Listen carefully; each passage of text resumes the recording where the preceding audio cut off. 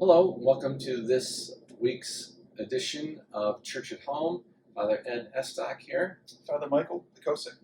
and we are reflecting on the 20th Sunday in Ordinary Time, August 20th, and it is also new member celebration at St. Albert the Great, in which we are going to be recognizing and welcoming all those who have registered as new members of our parish in the last year. So that might be a good connection, because in the gospel text and in the first reading, we are hearing a little bit of this universal call to belief. The Old Testament says that my house will be a house of prayer for all people. And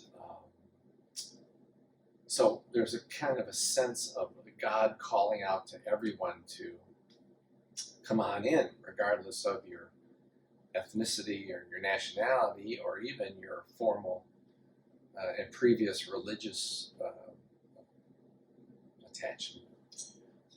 Right, and then that plays out most visibly in the gospel when this Canaanite woman, so not a Hebrew, not of the Jewish religion, approaches Jesus and is asking for his healing on behalf of her daughter, but she comes to him with faith, and he kind of brings her forward in that, as we were saying, for her good, certainly, but also maybe even more as a demonstration or a case study for the apostles and for the disciples that are with him, as she persists in her faith, even pointing out the fact that she's not Jewish, but here she is, and that at the end of this episode, it's her faith that saves her daughter. It's her faith that allows the miracle to be worked. And so she's not Jewish, she's not Hebrew, but she has faith in Jesus external to that. She came to Jesus in the truth. Right. In the disciples' minds, and obviously the mindset of the Jewish people at the time, and I'm afraid in the mindset of probably many Catholics today, this doesn't make sense, because Jesus, of course, is playing on the natural, what we call, I think in sociology, xenophobic and prejudice of the apostles against people that weren't Jewish, especially if they would attempt to approach the temple or approach the holiness traditions of the people. And so Jesus goes as far as saying, well, throw the food from the table to the dogs. So the apostles are thinking, well, see, we knew Jesus was he didn't want this ratty woman bothering him, it's this unclean person, etc. And so Jesus kind of falling into their trap, or they are falling into Jesus' trap. And so they're thinking, yes, I'm right with you, Jesus. Yes, that's right. You've got to put her down, put her away, get her away. And then all of a sudden, boom, he turns the tables on them and points out that there's something deeper about the call of religion than simply the external and ethnic and social observance.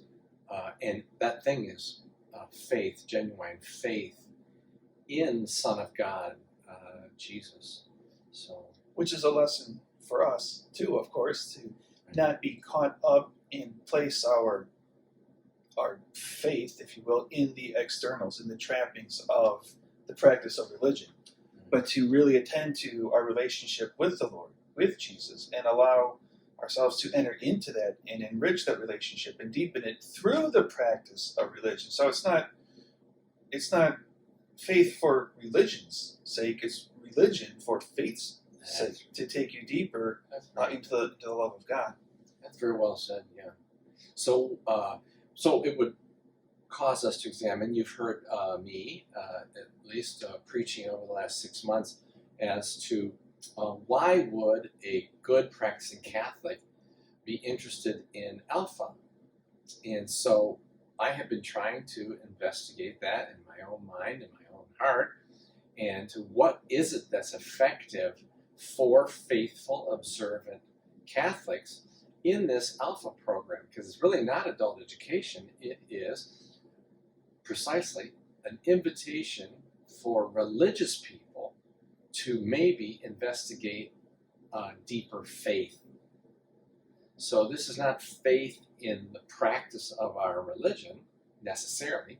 It is a deepening of our faith and relationship to Jesus Christ.